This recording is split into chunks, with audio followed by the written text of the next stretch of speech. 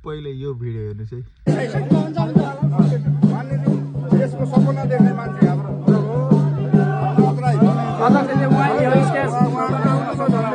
परिकल्पना गर्ने उहाँ हो। आर्यनजी परिकल्पना गर्ने उहाँ है। मैले हिजै भनेको त थिएँ अब सामाजिक सञ्जालमा अर्का सम्पाङको यतिखेर विरोध हुन थाल्यो भने पनि एउटा कुरामा गएर रुन्छ।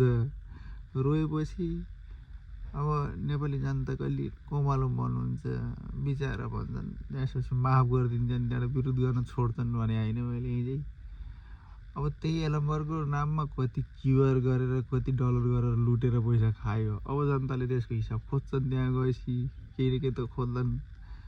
अब पिलित त रोइदियो, त्यसपछि बिचार यस्तो मन भएको मान्छेले पनि कसरी लुटेर खाला, कसरी त्यसले तलमाथि गर्ला त्यो पैसाको भनेर कसैले हिसाब खोज्ने पनि भएन। कम बाटो छ त्यो मान्छे बाबा।